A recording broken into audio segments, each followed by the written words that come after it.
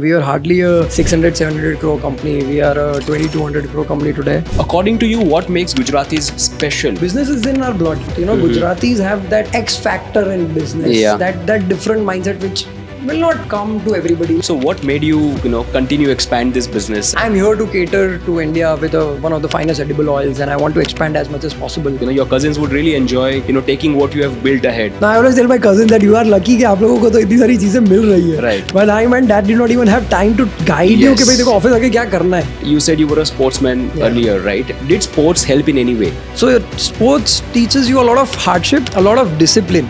Most of the second generations do not like their family businesses because they've mostly seen their fathers working too hard and they feel I don't want to do this, right? I want a chilled life and all that. I always tell my younger cousins, हो गया घूमना, party हो गई, job करनी है, नहीं करनी है, फ्री है 2-3 घंटा, come to the office. In an office, वो एक कुर्सी की वैल्यू होती है. And you have to be at least disciplined for those 2-3 years. I'm not asking more. But only do when you are done with everything else, Right. So, and then just see what you can do. I think you found your happy place in branding and marketing. I had a lot of discussions with my dad, with my team that, okay, we need to do something about awareness. And the big problem comes, budget नहीं है.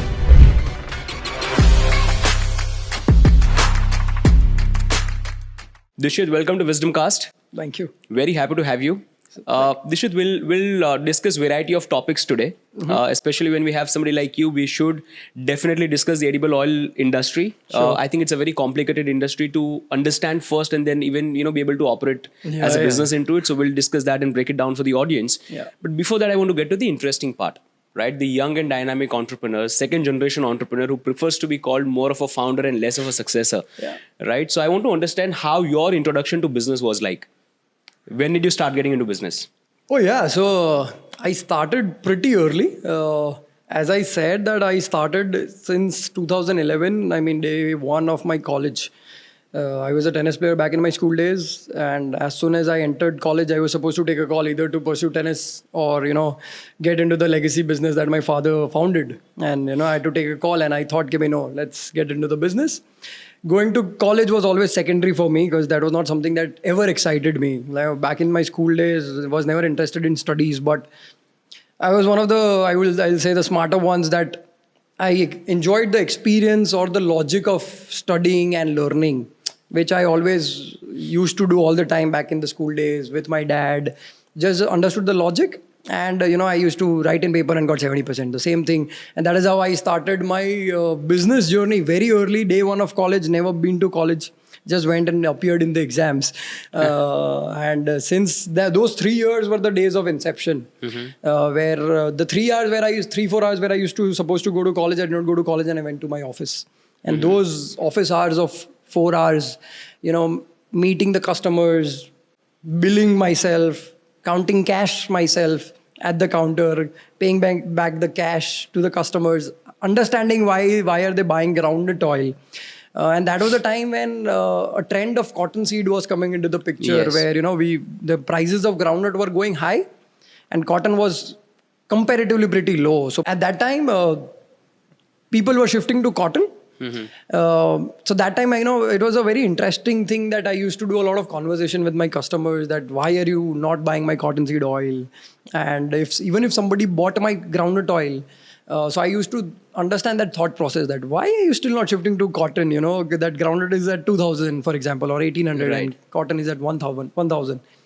And I understood a lot of business dynamics in those early 3 years. Right. So that those 3 years taught me a lot. Technically, it built the base for me to enter my business and for the entire team who was in Gulabs in so many years, for them to understand my behavior also. And also they were like the first mentors to me. The old guys, who are managers today, always say that the 4 main guys in the company who started with my father, they were father figure to me because dad was always busy, into the business, being a very hectic business. He was always occupied. So he never gave me time to teach me anything. Right. So my actual teachers and my mentors were these 4 managers. One was who were running the show. Yeah. One is who handled the finance, one handled sales, 2 handle sales, and one I was handling admin, who is general manager today. He's the next most authoritative person after my father in company today.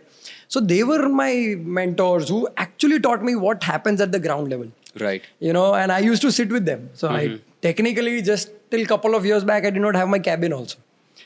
So I was always in the market with them, used to roam in bikes for the sales and all. So that taught me a lot of ground reality of business. Right. So those were the inception days, and that was my foundation of the business acumen, I would say. Right. And this is very an interesting thing about Gujarati families is that they also discuss business at home. Oh yeah. So kids are always into that environment where business is being discussed, money is being discussed. Yeah. Even while watching TV, even if we see some ads, our parents are discussing their business. Right. So true. So we are always exposed. Yeah. So when you started, right, you said you were a sportsman earlier, right? Did sports help in any way with your judgments, with presence of mind, right? Thinking quickly, because that's what tennis requires a lot. Does it help? It still is the differentiation as an entrepreneur in me with other entrepreneurs, that I come from a sports background. Actually, what happens is, while playing the matches, sports teaches you discipline. In the early days, in the teenage times, when you go to school and then there are tuitions and then you go to either chill, you play something. But, I had to go to school from morning 7:30 to 12:30, and I used to go for playing at 2:30. So I was training in this heat in 45 degrees on a tennis court in the summer times or across the year. And I go back at home at 7, I had to study. So sports teaches you a lot of hardship, a lot of discipline, and adaptable mindset where, you are thinking very quickly, as you rightly said, that, one point at a time. You are winning, and what if you are losing? That sportsman spirit also comes to the picture. And because of sports, in my early days, I got to travel India. So that taught me a lot, that, you did not have the phones at that time. You were supposed to manage your tickets, bus tickets, or go with your friends in train without tickets also at time, just standing in between the dabbas and all. So all those things teaches, and it sets a adaptable mindset and a mindset that also go-getter, that, I will do anything for something that I believe in. So I always believed that, no, I could be a good player, and I wanted to prove myself, because there was also pressure from my family that, business, you have to do your business. And I am being a kid who said that, no, I am going to play tennis. This is it. And that time I never thought about business. To be very honest, if somebody will ask me, did you imagine to be a businessman back in your school days? No, I always wanted to be a tennis player. And it was a decision I took at 18 when I had to decide my further goals, that whether to pursue tennis or enter the business. But sportsman spirit and sports teaches you a lot. And I always tell these kids today that have a sport in life, or at least have a passion. Don't just get yourself involved in the phones and the digital reality that today is an e-sports, I will say. Right. So when you were introduced to the business, right, of course you would have gone through, the different segments, be it finance, recruitment, dealing with the vendors, purchase, and marketing and brand building. But I think you found your happy place in branding and marketing, right? Tell us a bit about that. Yeah, again, so what happened is, as I said, there were 4 mentors. One handled admin, one was handling finance, and 2 were handling sales. The branding bit was missing. So there was nobody who was handling branding at that time. And branding was alien in those days. So branding, not big company, only the big companies could afford, not the smaller companies could do. And that's where I came into the picture, and I started discussing, went to the customers. They said that, how will I buy your product if I don't know your product? Yes. So we know that Gulab is known for its groundnut oil. But do you even have cottonseed oil? Do you even have a sunflower oil? I mean, we don't know. So we thought sunflower was just with Fortune, or the cotton was with just Tirupati. So we don't know that Gulab has those oils also. So at that time, I had a lot of discussions with my dad, with my team, that, okay, we need to do something about awareness. And the big problem comes, budget nahi hai. Right. That's one of the major things that is everywhere, and be it a small company or a big... That's the first response you get. Be it a small company or a big company. Budget nahi hai is a generic answer to anything that we want to do, So budget nahi hai was one of the best things I heard, and a challenge for me, that budget nahi hai to bhi awareness to karni hi hai. And that's where, I started going to shops myself, found the cheapest sort of mediums that we could start with, minimize the area to brand, but make it impactful. So I started, for example, in the early days, we were just present in Ahmedabad. And in Ahmedabad also, East Ahmedabad and West Ahmedabad. So we were weak in West Ahmedabad. So my predominant focus was West Ahmedabad. How to market West Ahmedabad. And West Ahmedabad being the expensive side of the city. It's not the cheaper side of the city. It's the expensive side of the city. So I started traveling with my team and, in the bike. And then we started, what could we do? And I started making friends in the media agencies, media people, that, what all people are doing, what are the cheapest stuff that we could do. And I started adapting that, and took some budgets with dad. Give me a budget of 1 lakh or 2. I spent around 5 and then I convinced him, that thoda zyada ho gaya, papa, chala lo yaar, it's okay. But, and then I made sure that the team was excited. The team was, because if you are spending something on the team is in support with you. Team has that edge in the market that, the company is spending, sir. You could talk to the retailers that देखो company भी मेहनत करी तो आपको तो हमें support करना ही पड़ेगा. So the first thing was to convince the dealers, distributor, give them some schemes, make their shops look beautiful, give them good chairs to sit, good tables to, display their products. So that's where my initial spends were, to make the dealers and distributor happy. Right. And then start with small posters and all those things. But my actual forte was the communication. That simplified communication, clear-cut communication, because I used to do a lot of reading, a lot of article reading of ads and all that. And we found one of the finest teams at that time to, and took the hard calls that, for example, if it's a sunflower oil, and we come from a groundnut oil background. So groundnut oil was always communicated in Gujarati. Yeah. But when we launched sunflower oil, Gujarati could not be the language, because it's a mix that I'm competing the national players. It's not a Gujarati product. Yeah. So taking a call whether to keep the communication in Gujarati or English was the main call. Right. And to convince the management that हम Gujarati में नहीं जाएंगे, हम English में ही जाएंगे. Right. It's fine if people don't understand. It's fine if the half of the lot is out of and they are not considering my ad. But that's okay. That was a call that we took I had to take in the initial times where ये तो English में ही आएगा. Right. आपको समझ आया ना, इसका customer को इंग्लिश समझ आता है तो I will do it in English. Right. So those little things always gave us the edge. To that, the communication that I did in the early days were actually making impacts at every small level. Say, for example, if we were doing something for the distributors or dealers at that time, now I coming from English background doesn't mean that मेरे को सब कुछ English में ही करना है. Right. So I had to do everything in Gujarati for them. So those communication went in Gujarati. Right. I learned entire Gujarati numbers and everything when I entered the business. So I could from 1 to 100, reading, writing, Gujarati, everything.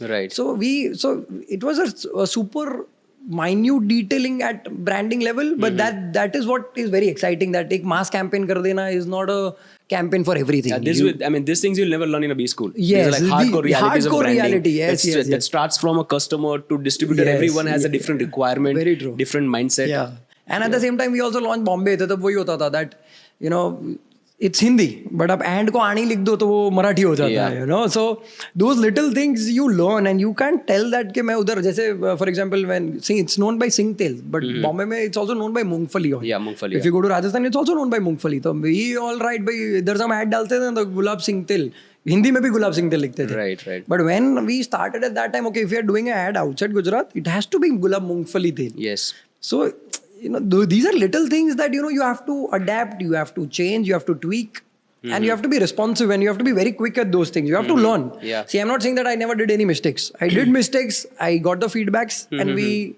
adapted and we changed very quickly. Right. So one thing I observe from this answer is that your approach is very other side centric. Customer, then you're customer centric. If it's distributor, then it's always a recipient's end that you're thinking about first. Yeah. So so it's like you always do something that you believe in, and then you are open for the feedbacks. Right. It doesn't mean that you are an owner or you are at one level, you are not ready to take the feedbacks from the market, because the market feedback teaches you a lot. And you see, eventually nobody is going to come and tell you at the level that we are that ये सही है या ये गलत है, and you have to tweak है. ऐसा नहीं हाथ पकड़ के ऐसा नहीं बोले ये तो बदलना ही पड़ेगा. So one of the things, and it's great that without any business management formal education, you understand all of this, right? That you know what to do and what not to do. Yeah. It's really commendable. At the tender age when you started, knowing all this is really commendable. Yeah. So what we do is whenever we have a new brand, we create a customer persona. Yeah. And always, when agencies create customer persona, they write the demographics, the socio-economic classes. Yeah. What the customers want, what are the competitions that the customers are buying, who is the decision and influence maker.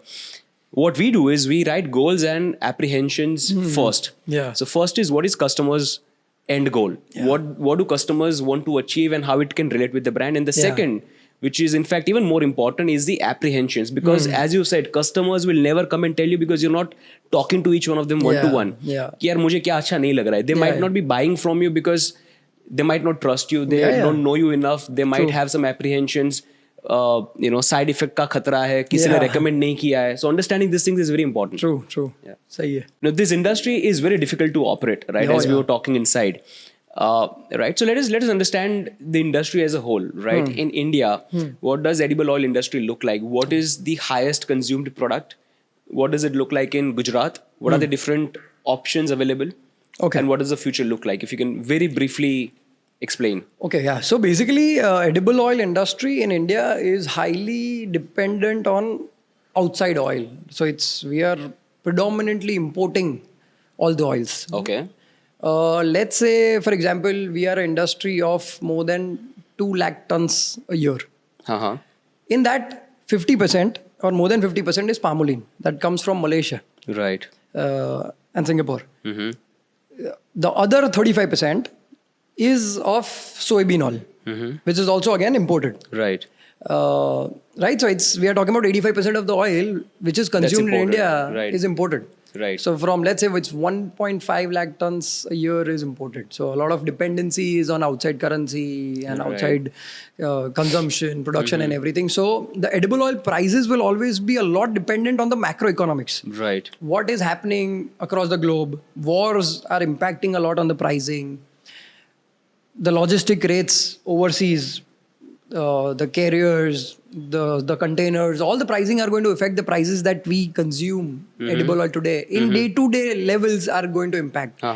So Ukraine war did affect the pricing. The prices went up more than double for sunflower because Ukraine is one of the biggest producers of sunflower oil. Yes. So again, coming back to the answer, 85% is palm oil and soybean oil. Right. The rest 15% mein sabse maximum is mustard. That will be around another 10%. And the rest 5% is everything. Let's say groundnut oil, sesame, corn oil, and every other edible oil. And that is where you operate. That's where we operate, but we also operate in sunflower, soybean also. Okay. But the rest 15% is all the other oils. Right. And just 5% is 5 or 8% is the Indian origin oils that are mustard and groundnut oil, coconut oil, sesame oil, and all that, where actually our farmers get the benefit. So this is how the economics of edible oil and the entire pie works. When I talk about edible oil as a market, that we see that every day the prices are different. As I said, that the macroeconomics is one of the biggest factors, and also the rain availability and overall demand supply. Right. That changes on day-to-day basis because it's a staple food. It's like edible. It's a basic essential need that we need edible oil. Per capita consumption की हम बात करें, तो it's around 900 ml to 1 liter a month per person. Oh, okay. And when I talk about Gujaratis, it's almost 3x, 4x. Oh my God. So that's how, generally outside Gujarat, it's 5 liters, which is most consumed, or 1 liter pouch. When we talk about Gujaratis, it's a 15 kg ka dabba. It's a tin. And we are still very much heavily a grounded cotton market. But the majority of the markets are soya and sunflower. When you go to north of India, it's a big market for soybean oil. As an international product, when we talk about an Indian product, is a mustard oil, which is more pungent, very original, and it's very much relevant with the, let's say, this non-veg food. It's more spicier in taste. It's like a flavor enhancer, and people are used to having that. When you go further north into hilly areas where there's more cold, people will have more sesame because it's hot. It's a very thick sort of oil. So it's a very hot oil when you consume. It's a heavy oil. And when I talk about south of India, there is more of sunflower oil. So it's dominated by sunflower oil and coconut oil. When you talk about west, it's a mix of cotton, sunflower, and as a Indian oil, it's a groundnut oil centric base. When we talk about trends also, if I say that, which oil is good for health, now what is happening is people have started to shift to natural products. के ऐसी कोई product खाते हैं जिसमें there are no chemically refined oils. So there are 2 types of oils. One are the refined oils. The other are the filtered oils. The refined oils are all the oils that are cotton, soybean. Those are technically non-edible. We make them edible with a chemical process. And it's heated up to 200 to 250 degrees of centigrade in our big refineries. And it is made edible. And then there are natural oils, which are directly, there are seeds, you crush them. The oil that we see that is coming is completely directly edible.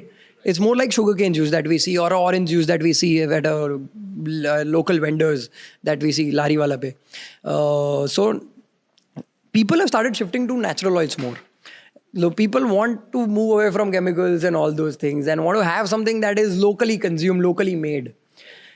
Also, scientifically, people and all the nutritionists lately have started saying, "ऐसा कुछ खाओ जो आपके आजू बाजू बना हो," which is more familiar with your body type.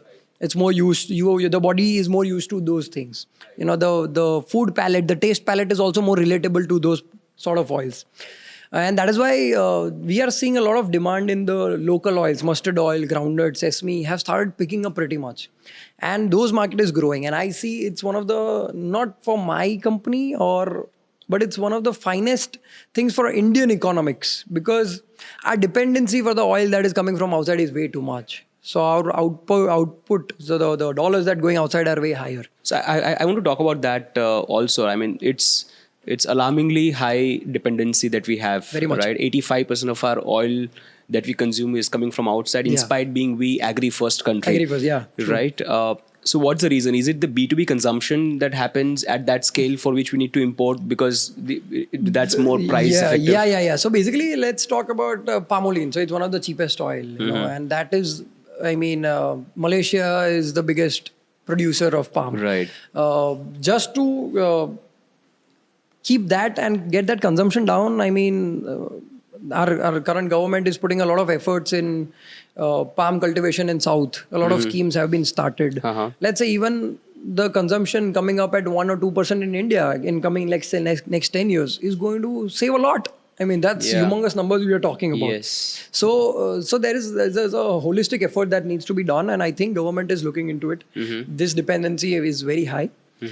And palm being one of the cheapest, B2B segments like all the namkeen industry, let's say everything, or the frying industry or the restaurants, the horeca, they are always going to be more lucrative towards that oil. Yeah. And it's also, palm is, की अच्छी बात करें तो इसकी shelf life is very good.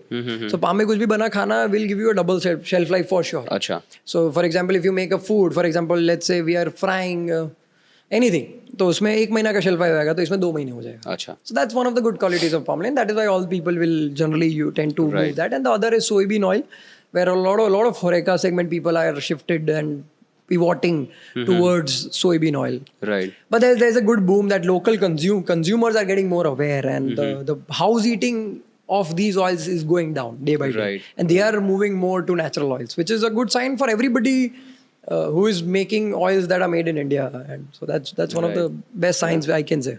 So such a commoditized industry. Oh yeah. Very difficult to operate. As you mentioned that the margins are sometimes less than 1%. Yeah. If you achieve something more than 1, that is a thing to celebrate. Yeah. Right. So what made you, continue expand this business? As a young entrepreneur, of course you would have thought of, because you are exposed to other things. You have traveled the world. You have friends who operate in different industries. So you would know that there are businesses who would give you more outcome, right, with respect to the efforts and risk that you put in.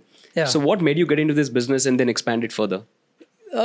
See, I'll or are you also diversifying? Yeah. So you could also talk about that. Yeah, okay. So basically, let's say when I entered, we were at a stage of growth, and people were being very receptive to the brand. In this very price sensitive business, the trust factor is very less. That people are not trusting the edible oil brands, and there is a lot of doubt of mixing and unethical practices because of the low margin, as you rightly said. But what the best happened was my first generation was always more focused on quality. We are always a quality first brand, and that was something that always gave us the edge. And that is the most difficult thing to build, the trust that people know that agar gulab mein kuch aayega, so it will be 100% authentic, and that was something that I inherited. Right. And which is the most difficult thing to inherit in edible oil or any company, let's say, that the trust of quality. And at that time, we were growing. As I always say that there are very less companies who are doing most of the ethical practices, and who are operating at a level. So there was always a gap. And there was always something that people said that no, you should expand. Just because the first generation had their own limitations, they were not able to. But with the next generation coming in, we were more exposed to technology and everything. The right mindset, the quick approach that we have today in today's time. That traveling first was happening in train, and now it's the same prices of flights and all. So the travel time, the connectivity has increased drastically. Taking reporting from multiple cities has got way easier than it was in the earlier days. Right. So when I entered, there was always a humongous scope to expand. Right. And let's say margins, तो कैसा है यार कि it's all directly proportionate. कि for example, you are doing 1,000 crore of business and you are earning 1%. Or you are doing 100 crore of business, you are earning 10%. It's one and the same. Right, I always believe business are never driven by margins or what you want. Businesses are always driven by purpose. Yeah. And businesses are always driven by a passion or a bigger vision in mind that, I'm here to cater to India with one of the finest edible oils and I want to expand as much as possible. Wow. And then the other things will always come into the picture. So margin was never the concern for me that... I always was brought up by hearing that अच्छा काम करोगे तो आपको whatever you need, you will always be getting that. Right. And so there were a lot of purchase practices I learned from my first generation and my father that don't overexpand. Always, very important. Always one step at a time. वो बोलते हैं ना कि भाई दोनों पाँव से पानी का डेप्थ चेक नहीं करते हैं. एक पाँव तो कांटे पे बाहर ही होना चाहिए. So those were the words that I grew up listening to, and that's how we did, one city at a time, one step at a time, and team and the other side, the team started expanding and team started getting excited. When I joined, we were hardly 50 people. We are a team of 500 today. Wow. So, that gives you the rush and the fun that, now, there are 500 families associated with us and maybe more than 1,000, 2,000 families directly and indirectly depending on the brand. So that there's a responsibility that, you want to grow to this and you're young, you can take it up. So that was one of the things why I am still in the same business. But as you rightly said that it's a lot of time consuming thing. So you always need to look in where are better avenues, scope of earning, scope of diversification. And that was one of my thing always, because I had a lot of time while I was into the edible oil business. Dad was into the purchase. I set up the sales channels and everything. There was a lot of other learnings I did. I was always in the market. So people told me, get into this. It's a good FMCG business. It's a sunrise segment. आप किसी में भी आ सकते हो. Peanut being, so basically Gulab is always known for our peanuts. Yeah.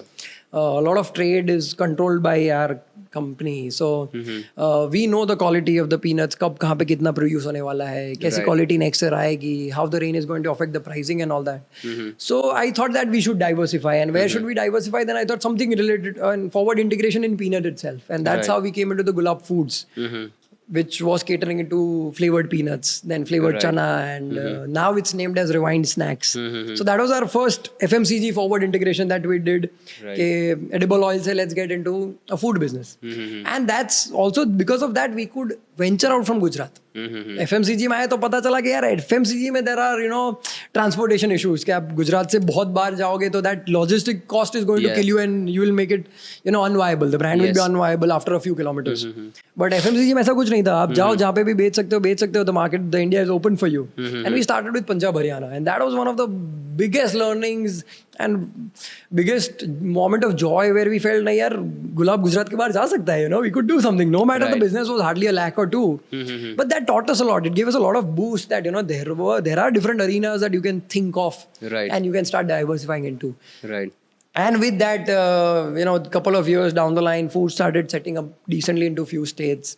Then again, I thought कि भाई अब ये तो चलने लगा है और कुछ करना पड़ेगा.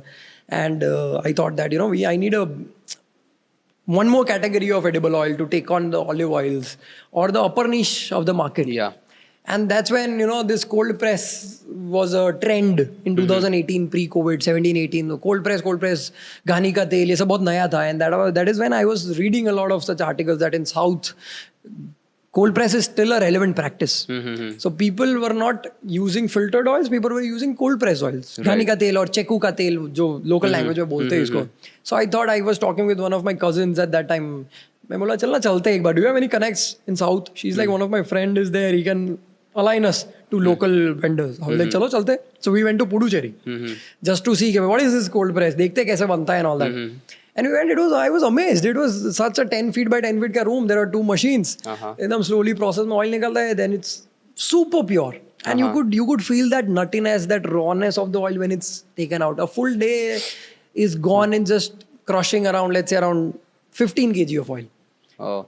And we are doing what? We are doing more than 100 tons a day. So that 15 kg, but I really enjoyed that farm vibe, that natural environment that they were into, and an ecosystem that they made within to produce that oil. And that is how I thought, then I was talking to dad that yaar, ye to karna hi padega. And then I started getting into the brand ideology कि क्या करेंगे गुलाब के नाम पे बिकेगा नहीं. Right. So I thought let's get a new vertical, a premium vertical under the name Gulab Goodness. So we named it Goodness. And I was more inspired with Zydus and Zydus Wellness. Yeah. So I was super inspired with that. So I thought चलो Gulab Goodness कर देते इसको. And that's how then we started designing. I designed with one of my friend. We designed the bottles. The bottles and the labels turned out to be so nice. People were super excited. And then we set up the machines. We got the machines from there to Rajkot. Got the couple of guys from south of India to our factory. Get the same processes. इसको ऐसे ही बनाना है. Don't want to change anything. We were always into the natural oils, so we understood the processes pretty much. That haan, hai, we could even make it better. Right. So they were not filtering the oils. They were not giving enough time for sedimentation and all that. So वो सब हमें पता था. That all came to us as as in the blood. कि भाई ये तो हमें पता ही है. So we made the oil even more superior. And at that time again, it's a very funny thing. It's a very price sensitive market. Let's say 100 rupees a liter का oil तब बिकता था. 120 rupees a liter. जब इसकी pricing की बात आई ना तो I told everybody we are sitting as a management everybody cold press क्या प्राइस पे बेचेंगे 150 पौने 200 but no we'll sell at 400. This is not a product of competition. This is not a product of kirana की दुकान and all that. This is a different product. So we need to cater it differently. Why? The Gulab Goodness is a mindset. It's a different vertical that we don't want to operate it as a commodity. Right. It's a different product altogether. And the price point was also coming way higher. And we thought कि भाई इसमें margins सब add करेंगे तो it will go very high. And everybody was doubtful कि कैसे चलेगा. 400 rupees a liter technically in Gujarat market is impossible. Nobody has ever heard of. Right. So a lot of product launches happened at 50 rupees of premium and it never worked. And people said तू बंद कर देगा. And in the first year we were hardly selling around, let's say 50 bottles a day. Looking at our numbers, those numbers are nothing. And a lot of my uncles were telling me, "बंद कर दो ये क्या time pass है." Right.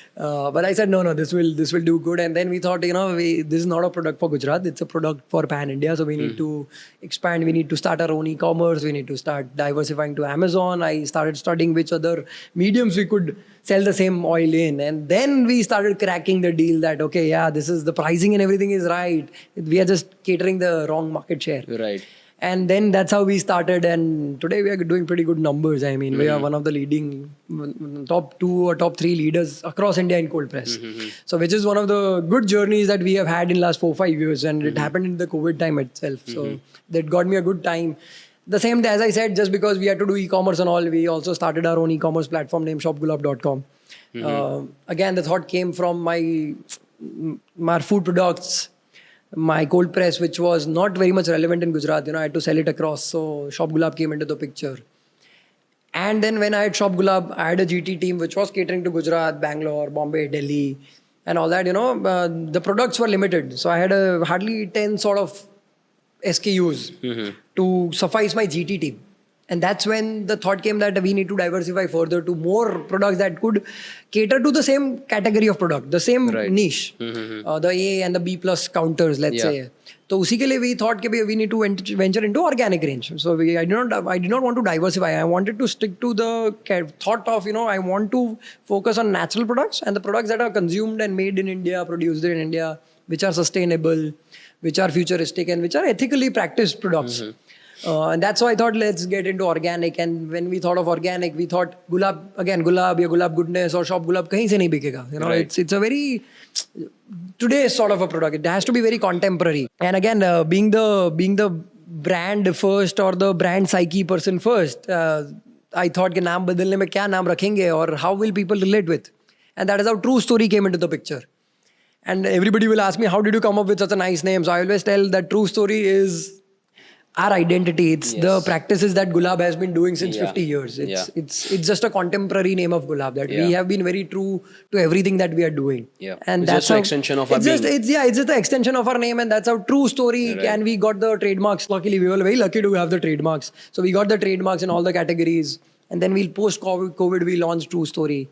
It's just been a year or two now, 2 years almost that we launched that. And now we have almost more than 50 products diversified into FMCG segment. We are doing almost 7-8 cities, and all the e-commerce, quick commerce, we are available. We are there on Amazon. So it's a good journey we are into now. We are also, so diversification is an ongoing process. Right. We just launched Instant Mix in True Story. We are working on a lot of new exciting projects now. Right. So diversification has always been the part of the journey, and the team is good. The team is growing. So that's what inspires us. Right. So I mean, after your introduction to business, I think a lot of things changed. In Gulab, it became a new age enterprise of sorts. So you took Gulab out of Gujarat, number one. Then you changed the mindset from being a commodity company to a brand or an FMCG company. Then you started e-commerce, then you started quick commerce, then you expanded yourself out of the oil category. Right? A lot of changes that you made. You know, I always tell my friends, who are in the dilemma whether to join the family business or not, and I've also made a video on it, that you should only join your family business if you feel that the business has a room to expand at least 2x from here. And if you, with your skill sets, can add some significant value to it, in order to achieve it, then only you should join. Otherwise, you should, find your purpose elsewhere. Very true. No, that's so right. You have changed a lot, right? And if we were to understand in terms of numbers, how big a difference maker Dishit has been to Gulab? Debatable. But like, I'll tell, when I joined in 2011 or let's say 14 of my full time, we were hardly a 600-700 crore company. We are a 2,200 crore company today. Wow. We were hardly, as I said, we are a team of 50. We are a team of 500 today. We were hardly into, let's say, 3 or 4 edible oils. We are in 10 edible oils in our oil segment. The new age products, we are more than 75 products today. Tech-wise, if I say, we have a very much tech-driven approach with our internal things, order taking, salesmen, to everything. It's all tech-based. We have our own e-commerce, as rightly said. I handle my own females community, which is more than a crowd of 80,000 people. Females online across 12 cities. Offline, we are a community of 20,000 plus females, which is also growing full-fledged. So yeah, I mean, and now we are also in-house content creating company, which, works for all the brands and also a few outside. So yes, a lot of diversification has surely happened. And how long has it been? You're getting into business? Full-time, 10 years. 10 years? Yeah, full-time 10 years now. Yeah. So in 10 years, most of the things have doubled. Some of the things have tripled or quadrupled. Right? So you can calculate the ROI of investment in Dishit. Dishit, you mentioned about the females community. Let's just talk about that. What is it? I'm curious to know. So basically, just pre-COVID, तेल बेचने के लिए I always was around a lot of females. There are all the female TGs, a lot of events happening where I'm going and addressing as a director of Gulab, trying to understand the psychology and everything. And I knew that future will not be online, it will be offline. Right. And future of sales, I feel, is more community driven. It's not a product driven. It's more a personal brand driven and a community or a thought process driven. So that was not the idea back then, but I always wanted to have my own community where I could say that, no, this is a group of female like-minded people together where we could connect, discuss few things, and maybe any output would have come. And I thought of making an online blogging portal in 2019. So these are all COVID brainchilds, all the free times when I was in COVID, I thought to put it out in the market, and I put it there and made a website and do all that. And slowly and steadily, we started with Ahmedabad. We started doing a lot of offline events, started WhatsApp groups, started with 100 of females, and it kept on growing. And then we thought, it's doing pretty well. So it's all non-paid, it's all organically grown community. And at Instagram, we are almost more than 81K and we'll reach 100K soon. And it's offline WhatsApp groups, we are more than 20K females across almost 12 to 15 cities. Right. Which is now autonomously driven. There are events happening. And now we are taking it up. We are making our own app. We are making our own marketplace on the website. We are getting all the bundles. There are a lot of bundles across cities. So we are getting all the bundles online. We are doing an open blogging portal for all the writers who want to write. They can write on our platform and we just have to approve it like Certain Photo community. So a lot of a blogging open platform, but everything is female first. Right. So you need to be a female to be on board on the platform. Right. So it's a good community. We are growing strong and I see a lot of potential. So we have added a lot of verticals also. We are soon adding news. So we're going to do a lot of news reporting soon on WSC. We have started with WSC Wellness, WSC Food, WSC Lifestyle, just diving down deeply into the categories for people to find their own niche. Right. So I don't want them to follow the page or to be associated with us for a generic thing. But if somebody is more interested into a certain category, there should be some value. Yeah, there are categories, there are groups created for that particular category so that you get a like-minded community who can help. Right. For example, if somebody need help in Bombay in a lifestyle category, it's just a chat away, WhatsApp away. Right. So it's grown very organically and it's doing pretty good now. Right. I'm sure you have done this as a purpose and not, from a commercial intention in mind, but I feel there's a great future for community-driven brands. Yeah. Even, the brands that I invest, I always ensure that there is some community that's backing this brand. Yeah, true. Right. So I think it has a bright future. Yeah, definitely. Let's see how it goes in future. Yeah. All right, Dishit, let's talk about your father. He's the OG. He's the one who created Gulab, especially and he started not very long back, right? He started, I think, in 1992. At that point of time, the market was already quite populated and very competitive. And he did not have the resources that we enjoyed at this point of time. So how the journey was for him? So actually nobody knows. Nobody talks about it. Because he's not somebody. He's not there out there in market talking about the journey and all.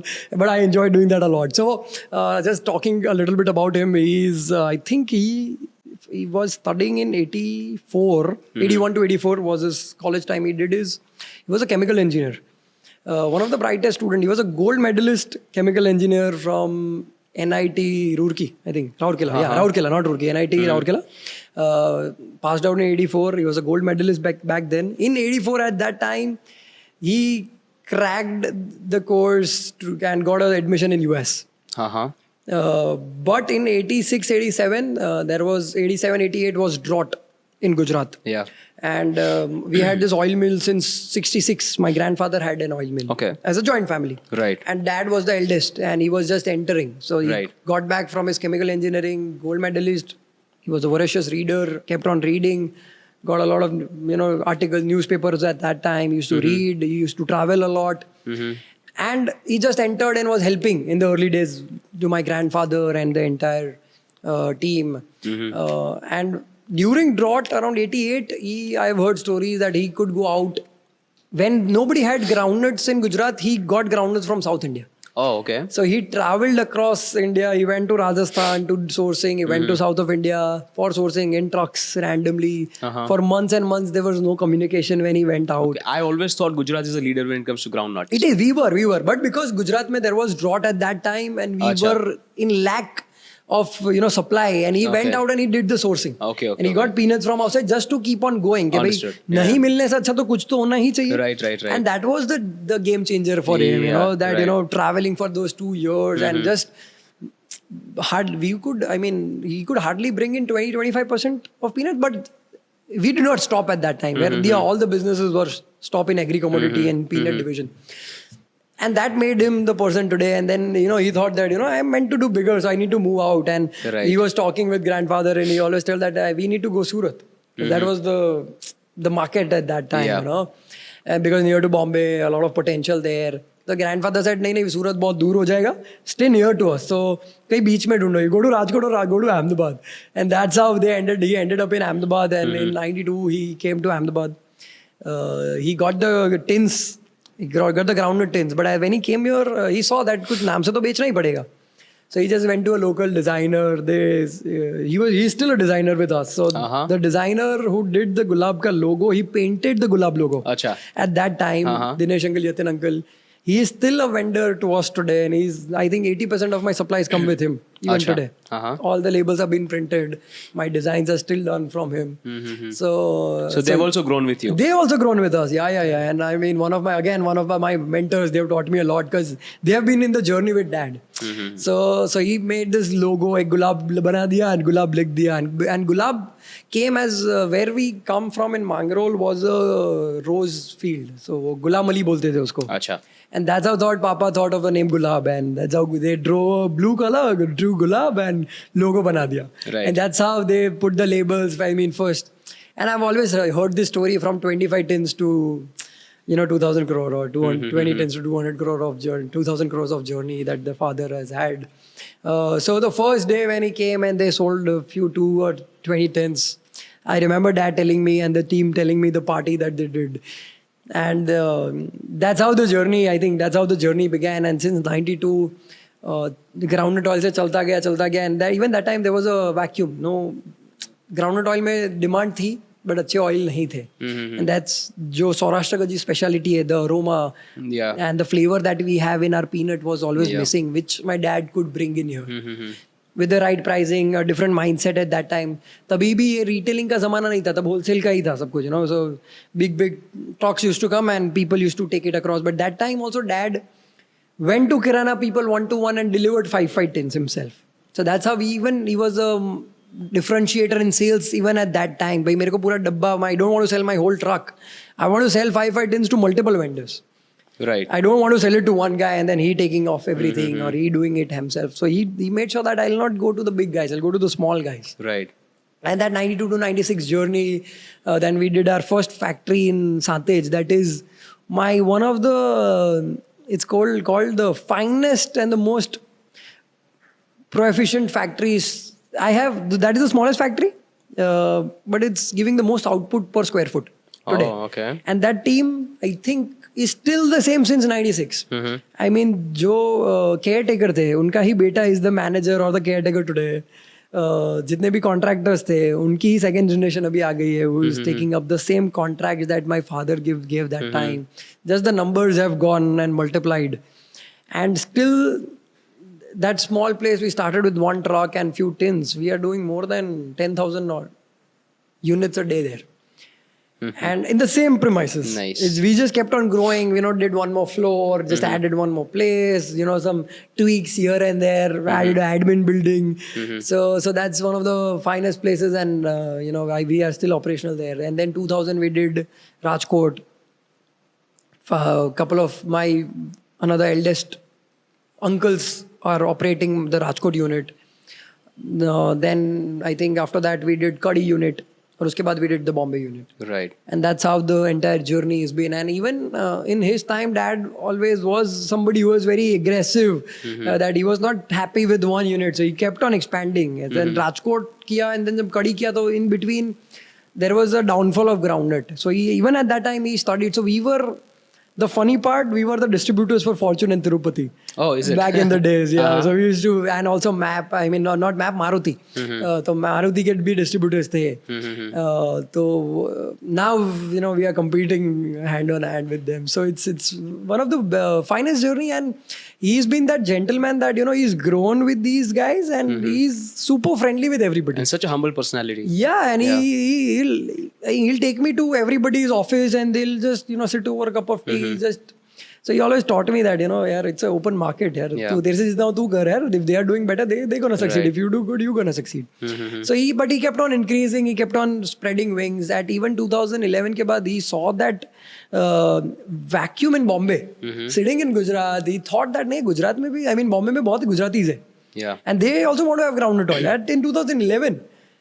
So he saw that, we need to be there. So I remember I shifted to Mumbai to do my graduation. And along with me, I had 2-3 cousins and my elder brother who was doing his chartered accountancy. So, and they were there about 2-3 years before me. So, we had a house, 2004-5, we started living in Mumbai. Yeah. our tin of oil used to come from Junagadh. Yeah. Okay. Right, so they used to put 2 tins or 2 dabbas in those luxury buses, and we used to go and pick them up because it was not available in Mumbai. Yeah. So that time also he saw that there is a vacuum, and he made sure that one of the cousins shifted to Bombay. We established our own setup there in Vasai. So you have a plant, a manufacturing plant. Yeah, there? we have a tinning plant there. So a proper tinning plant in Vasai. So all the tankers go there. We do all the packing there itself, and then we distribute across Bombay. So we are again a retail first company. We come from not a wholesale first approach. We come from a retail first approach where we are super excited to deliver 1 tin or 1 pouch to a customer at home, or 1 dabba to a kirana store, rather than giving trucks and trucks to one vendor. So that's what I always tell. We have more than 10-12,000 vendors registered in our company, and we deliver them day in, day out. So those are active members, active vendors we supply day in, day out across all these cities where we are present, and we have our own in-house trucks, our own team of drivers and loaders and everything which we manage. So it's a very there are multiple businesses in one business. There's also a supply chain. But doesn't management. it get very operations heavy, having the logistics also on you? If you have a distributor or a stockist, they would do all this for you, right? But the margins, as rightly said, the margins are very thin. Plus, edible oil is like milk. आज कल की demand कल ही खत्म करनी पड़ती है. If you don't give it, nobody's going to wait. If the edible oil, you don't have edible oil at your place, you will need edible oil to cook. So it's a very supply driven.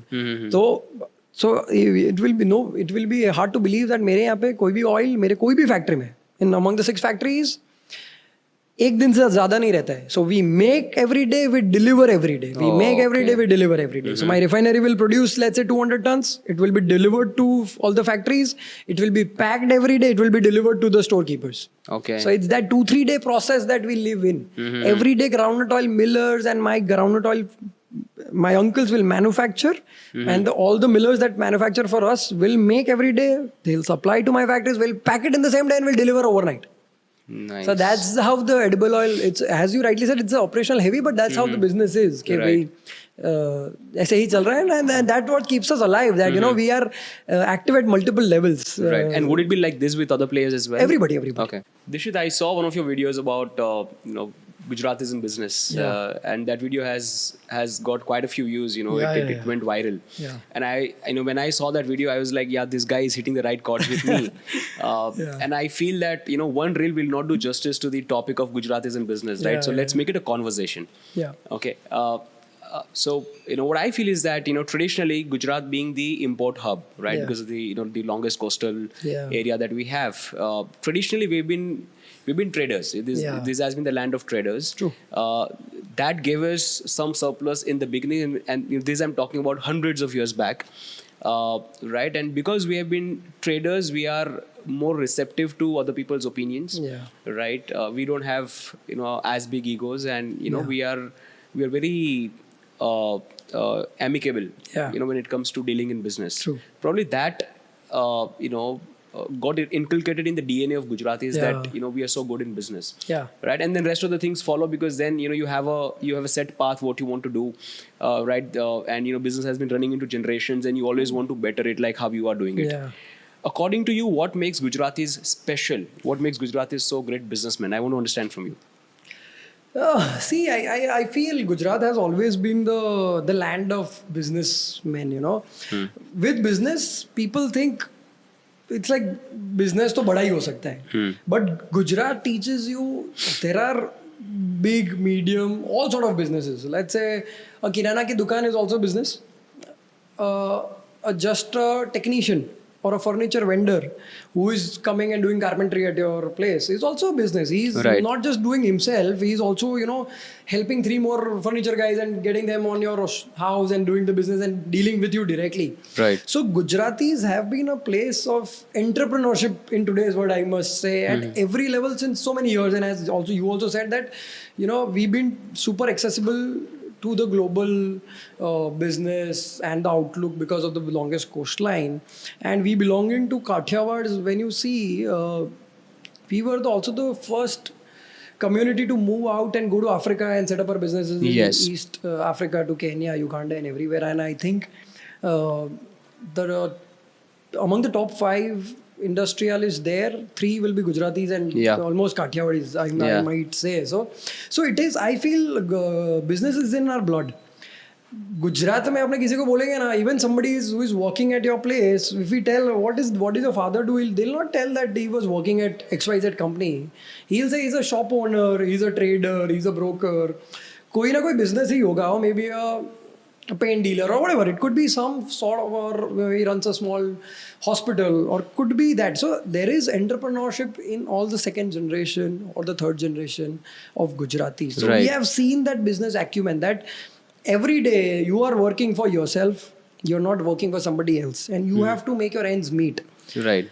You also have to employ other people, and you are not just responsible for your livelihood, but you are also responsible for other 10 people's livelihood. Right. So that sense of responsibility, a touch of humanity, gives a lot of responsibility, and a lot of sort of confidence कि नहीं यार हम कर सकते हैं, not just for ourselves but a lot of other people also, and that that understanding of trade कि ये माल X रुपए पे लो और इसको Y से बेचना है, तो they will go the distance to purchase at this price and sell at this price. Because as I always tell in all my interviews, business is beyond buying and selling.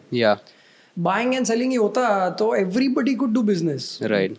But उसके बीच में जो है ना, that's the part of dark which nobody knows, and that journey is very unique to everybody. For you, for me, this journey is not going to be the same.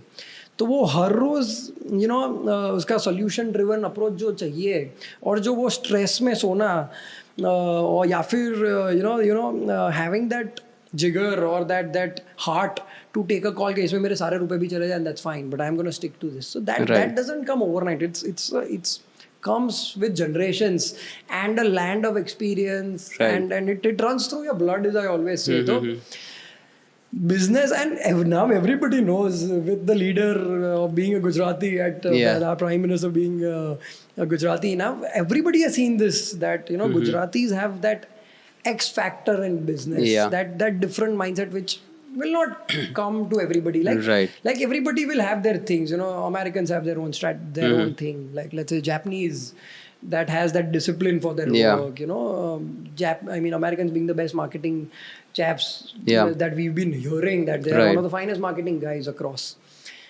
Indians being the most technically sound people, and the same way Gujaratis are the most business heavy people, and I think I've seen that, and I enjoy the different levels of business. सबके लिए वो business वो बड़ा business हो जाता है, Mukesh Ambani and that's not business. Business is day to day. Buying a coconut at 20 rupees and selling here at 50 rupees at the lari is also business. No, but you see, this is very unexpected answer that you give, that Gujarat has this thing that business छोटा भी हो सकता है, धंधो हो चाहिए, वो धंधा होना चाहिए, फिर वो चाहे किराना का दुकान और अपना होना चाहिए, चाहे वो किराना का दुकान हो, पान का दुकान हो, या आपके जैसा ब्रांड हो, राइट? और ऐसा भी नहीं है कि वो सेम बिजनेस हो, मतलब there are a lot of people who are into seasonal business whose business will change every 3 months. You won't believe the sugarcane vendor at Surdara Circle. He comes every 3 months. Right. He'll go back, he'll do farming for 6 months. 3 months, he'll take break, and he'll come back here in summer times. Right. So that's also business. And he's been doing since 10 years. So now he's also a brand. So somebody else comes and stands at the same place. People are going to say, wo bhaiya to rahe nahi, wo bhaiya to chale gaye. So I feel this is also a business, And they are working here. Just imagine, in those time when there is no farm, there is no crop. ये time पे summer में कोई crop आने नहीं वाला है. For example, Rajasthan में. So for that 2 guys and also the family will shift to Ahmedabad for 3 months just to make a living for them and their family, and give that extra penny home for the survival of the family, that extended family. Right. So that business skill, it's वो इधर ही है. Right. Another thing that I also feel is that we're very flexible in our approach, right? So, as you rightly mentioned, that we were among the first ones to go out and set up our businesses. Even now, if you think of migrating somewhere, it's very difficult. Especially outside your country in a different culture. Right? Imagine our forefathers about 6-7 generations back, when they went out and they were the first ones to go into Middle East. They are the ones who taught the Middle Easterns that this is how business is done.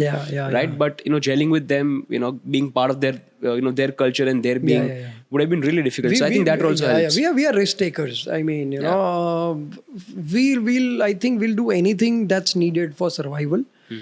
and we are not somebody who would enjoy the comfort place. We would want to expand. Even if somebody, let's say US, we have maximum Patel community there since so many years, and now they are contributing to US economy at a big level.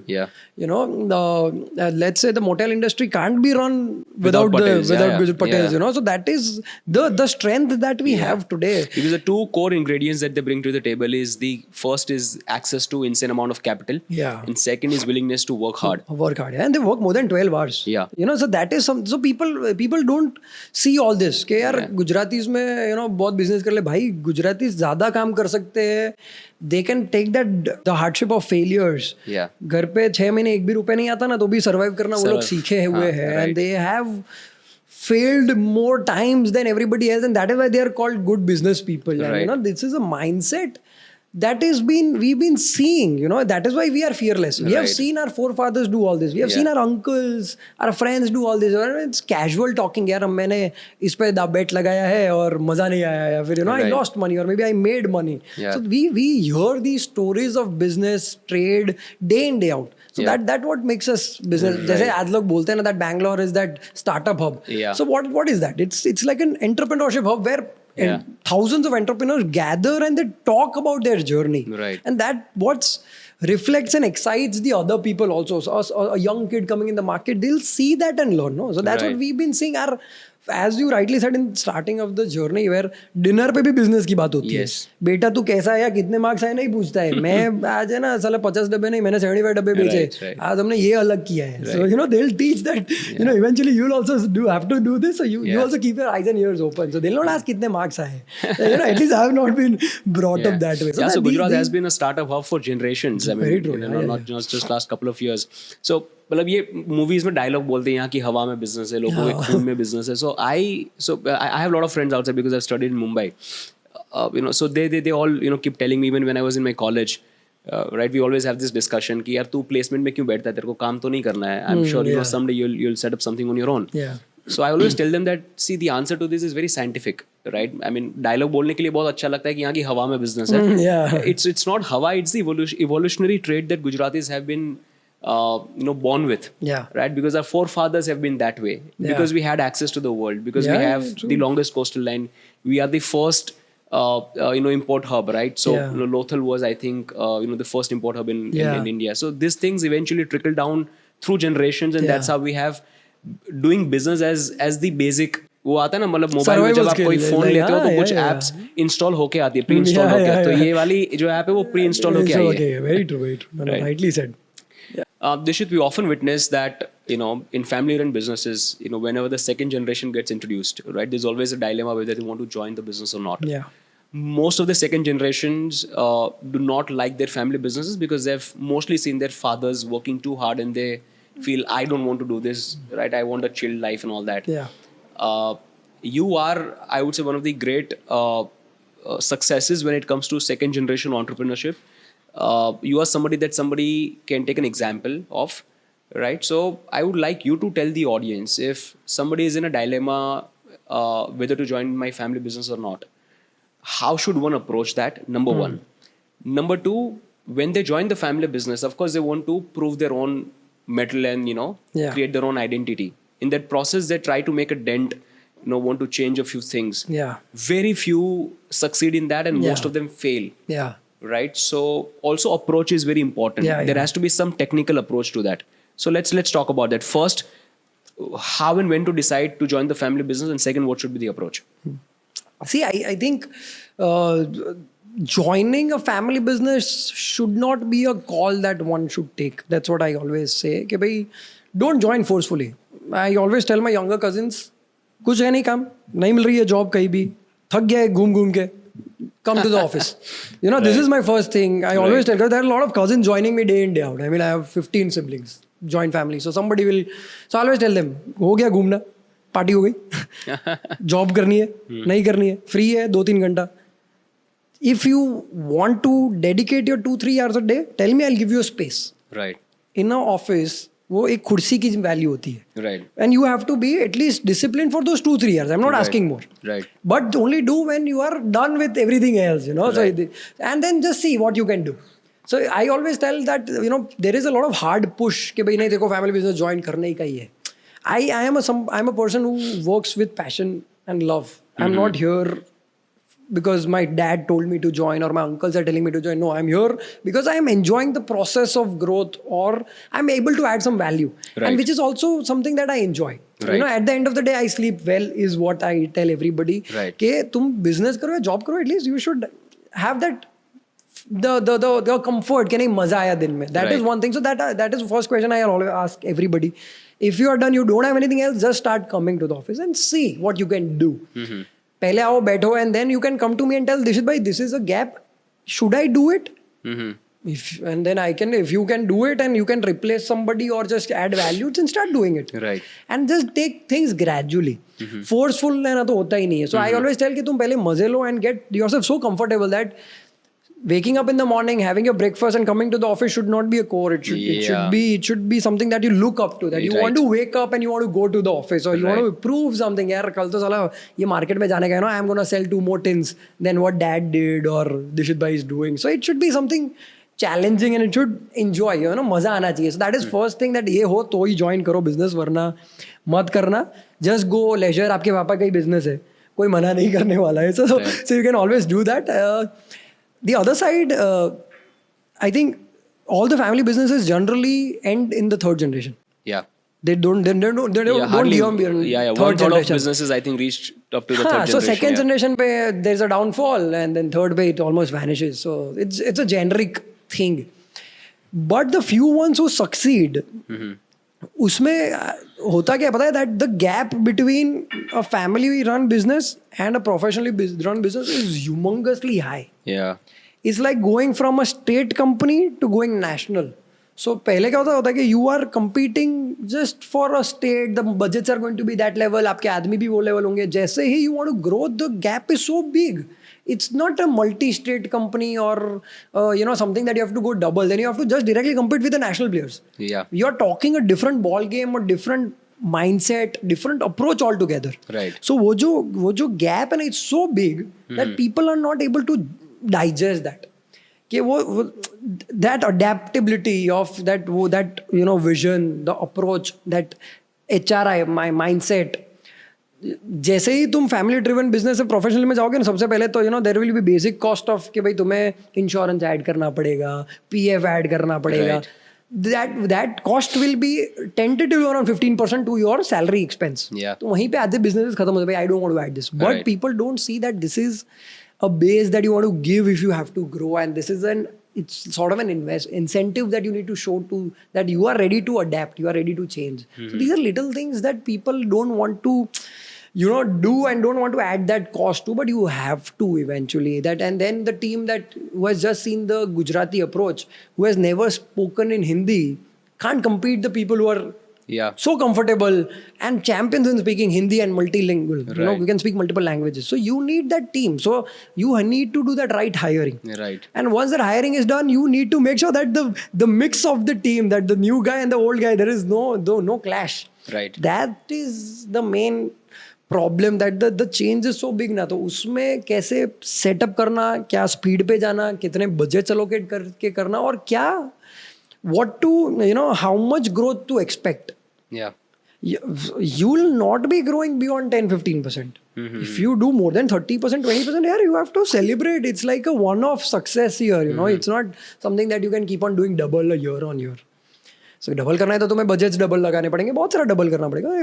Doing something 15-20% and putting certain budget to growth, extra budget from profits, is going to be the tedious thing. And the right team जो तुम्हें लानी पड़ती है to go beyond is one of the biggest problem. And that mentality to leave work, to give it कि भाई ये तू कर ले, just show me what you can do, and having the smarter people on board who can work for you, who can think for you, because you won't be just catering to those 4 cities in one state. You will be catering to 15 cities at the same time.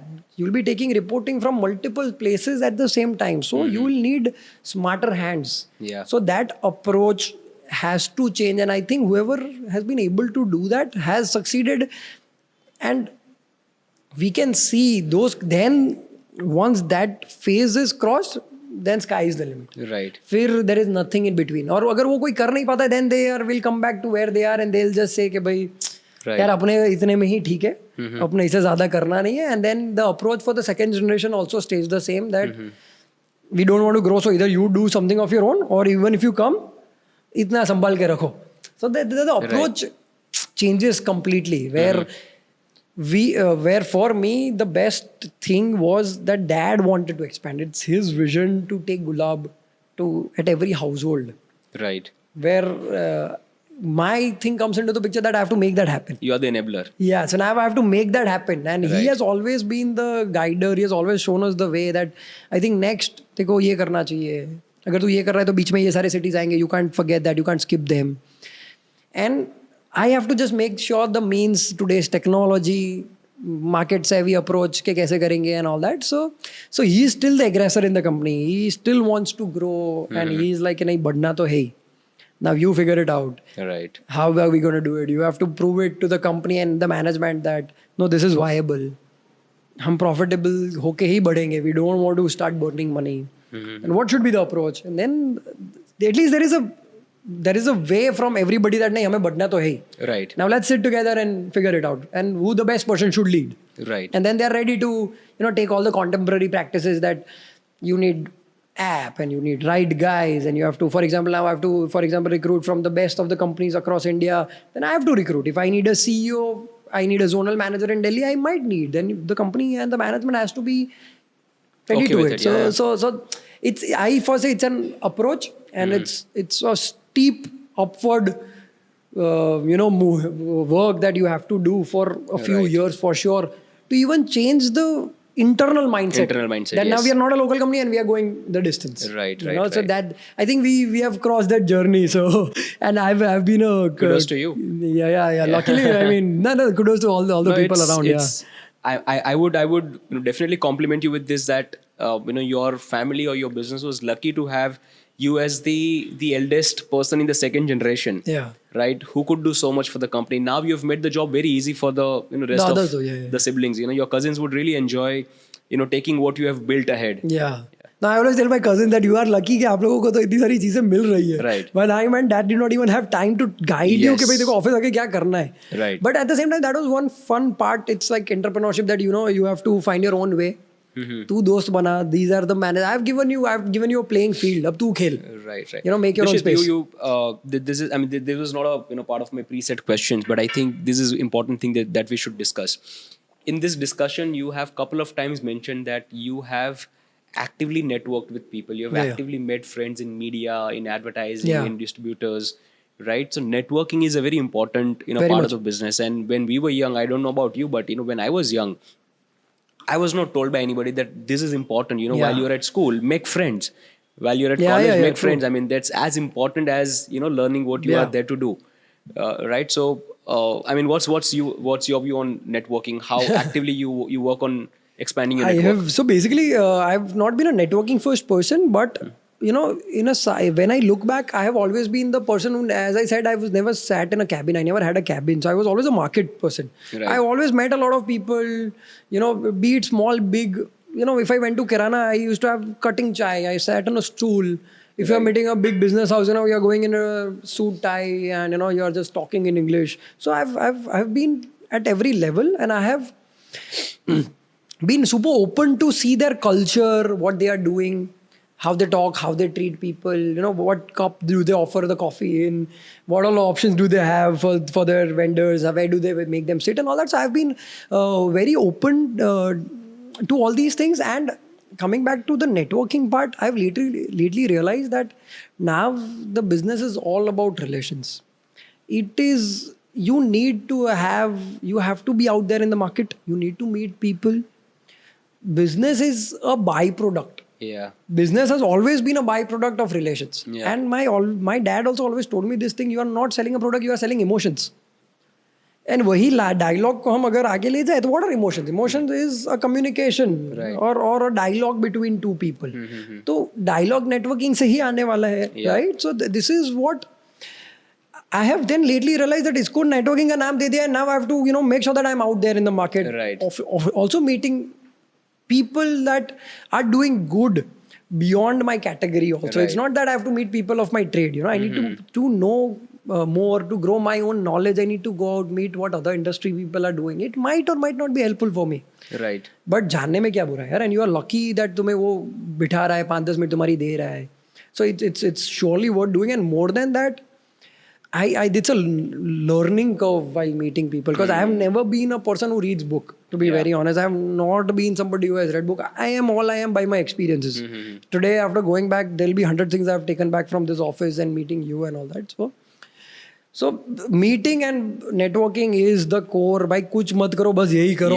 अगर कुछ नहीं कोई option है तो यही करो, चलेगा. You will do enough for your survival. Right. It doesn't even require any technical skill, and anybody can do this. So it's bare minimum that anybody should do. And if you see the best of the lots, or the best of the entrepreneurs of the world today, are the best either networkers or the best sales guys. Yeah. ये दो ही है.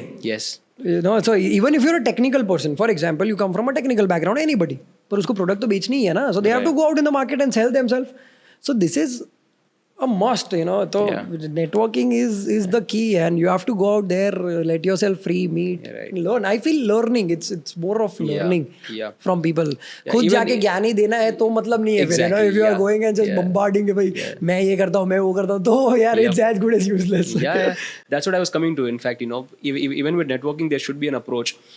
So, I mean, you know, when I meet somebody, even if, you know, that person is younger to me, right, I don't weigh people basis, you know, their background or success. I you know, weigh them by the kind of experiences that they have had and what I can take from them. So I'm always out there looking to learn something. Right. Even a student can give you, you know, wisdom of a lifetime that could stick with you forever and could change the way you think about a few things.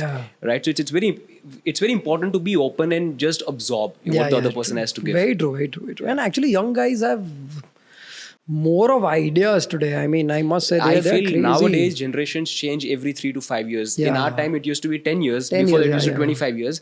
Now, I think every 3-4 years, people change their mindsets, their preferences change. Lately, I've met a couple of guys who are 23, 24 and are running businesses of a few crores. And so smartly they're doing it. So easily they're doing it with tech or whatever it could be. But I mean, it's a different ball game, you know, where I feel even if I am slow. So there's a lot to learn from everybody. And there is, you won't believe it, there's this thing where there's a, मेरे office में ही guy was peon. There was a young kid. Came as peon को help करना आया था. And I saw he could speak Hindi decently.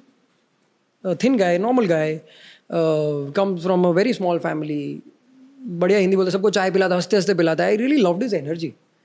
अरे बड़े से greet करेगा. I was like, what do you do, man? He's like, I don't have father and I am the only earning member in the family.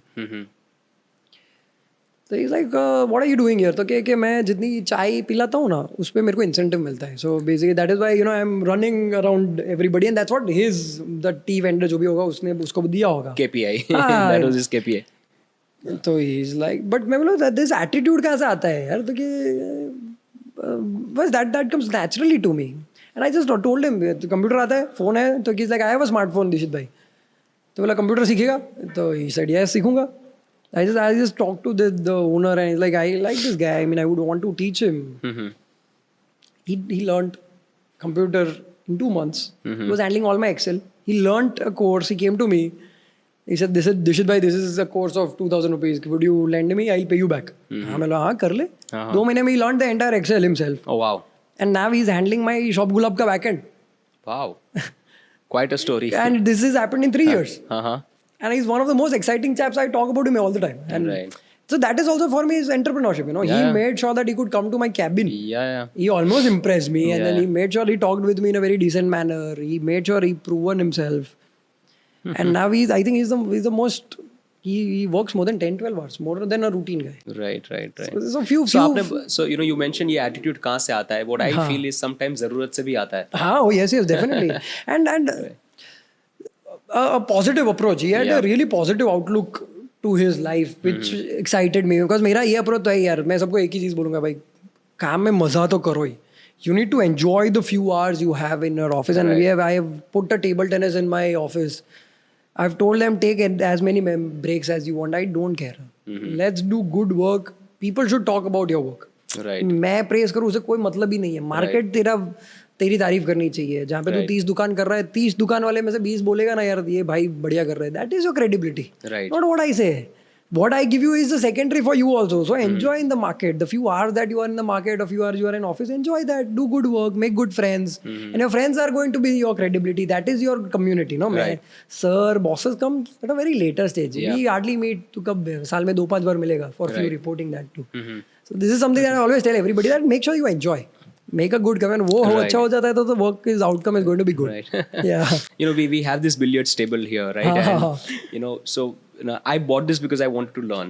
Right, Achha. I'm the one who spends least amount of time on it because I'm rarely in office. Yeah. You know who's a champion? Who plays billiards the best in our office? The guy who gave us the coffee. Oh really? Oh Yeah. wow. Yeah, because you know in our office usually very few guests come, right? yeah. And you know there's very little work for him to do.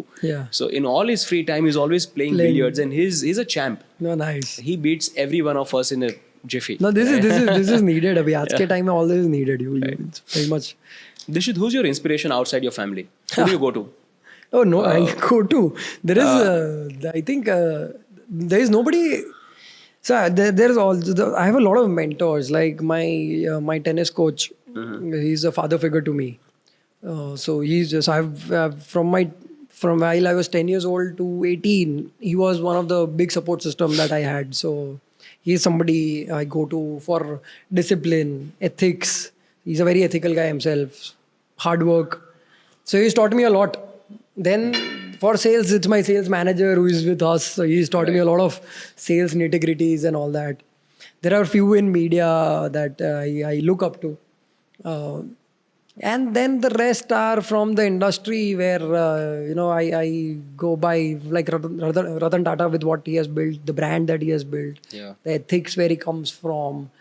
If we talk about aggression, then Jeff Bezos and Mukesh Ambani's and all, So there are different approaches. I have many mentors who I look up to. Maybe few are accessible, few I just get read. किसी का तो एकलव्य बन सकते, किसी का अर्जुन बन जाओ. yeah, fair enough. Right. So yeah. Super. Dishit, you're born and brought up in Ahmedabad. Yeah. Right. And by the ethnic group, I would say you are Kathiawadi. Yes. Right. So what would you identify yourself as, Ahmedabadi or Kathiawadi? That's a troublesome question. But yeah, Ahmedabadi for sure.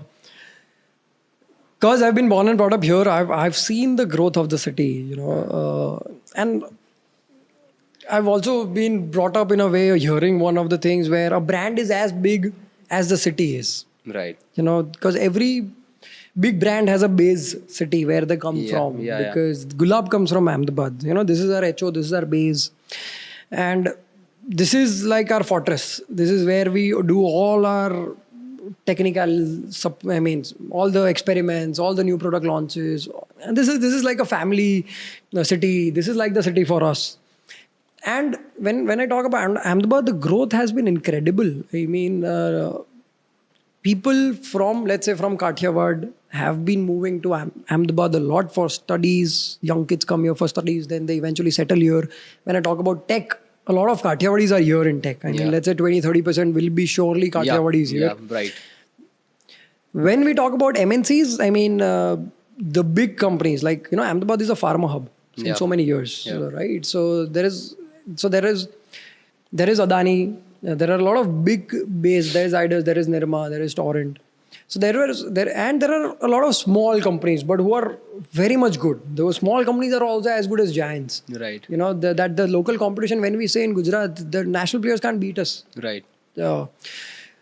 So when I talk about the business mindset and the growth of the city, and the city is square. It's almost circular. Yeah. It's not linear. So, I take it as an advantage in a lot of ways. It definitely is. Yeah, as commute, as travel time, as supply chain, and the accessibility to India. Yeah. Where though it's okay, we are in West, but we are the center of North and South. We have a good logistic supply chain coming up here with DRDO and everything. So the pool of investment that is coming in Ahmedabad, with Gift City, with Sanand, GIDC and all the multinationals putting their big plans here, the defense, I think the defense segment coming, and also the blue chip manufacturing that is going to come across Sanand and Dholera and all those places.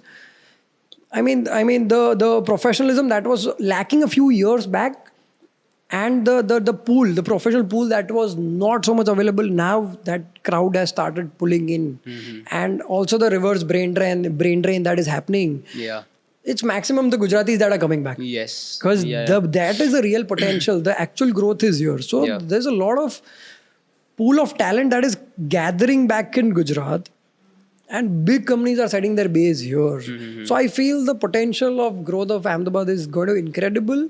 And we are going to be the heart of a lot of things. Because even when you see the infrastructural development, let's say the stadium, I mean, Narendra Modi Stadium is here. We are having so many events here.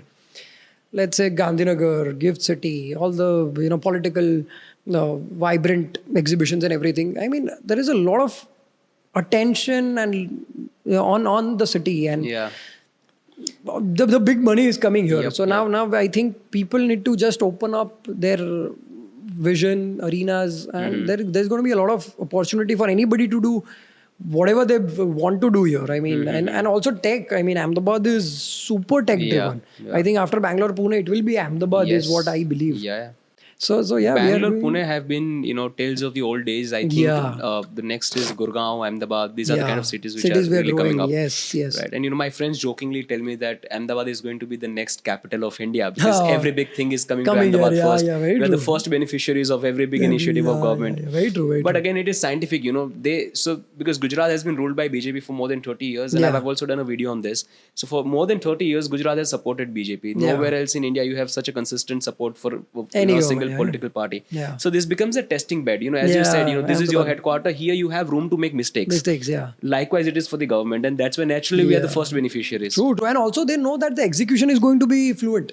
And it will be quicker than anywhere else. So they know how so a lot of friends of I'm from Bombay, they're setting their their production plans from Bhiwandi and different places of Akola and everywhere from there to almost Daman, or in Gujarat, or in Ahmedabad, or let's say Sanand GIDC. They are putting up a lot of... Because it's easy to of travel from here to Sanand, then from, let's say, Andheri to Bhiwandi. Yeah, very true. And also ease of doing business. There's a lot of ease of doing business here.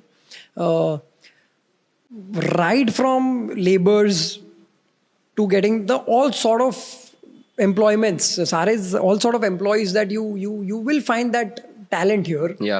And also the support from government, the local governing bodies, jo bhi apne le lete hain. The overall ecosystem is very friendly. And Ahmedabad has been the hub. When I moved here about 4 years back, when I was setting my office in Ahmedabad, I had this tension that will I get the right talent? Because we need creative talent. We need people who have good command of language. We need people who are technically expert.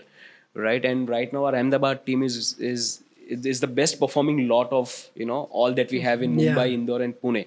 So these are like 4 places where we have employees operating out of. Right. So I think talent ki to koi kami nahi hai. And as again, it comes from where the background of the talent is. They come from a decent family. Their upbringing is very nice. They come from a good schooling. And they have seen it around them. The surrounding is so nice that now I enjoy that the young kids that we are getting, and all the type of... There's a lot of professionalism. There's a lot of responsibility inbuilt in the talent, and they want to work, and they also want to prove we want to do good for ourselves and also for the company. So that's a good thing. So Ahmedabad is growing. Okay, so Dishit, we've heard about the journey so far. Really interesting. I want to understand what's next for Dishit. What legacy do you want to leave behind?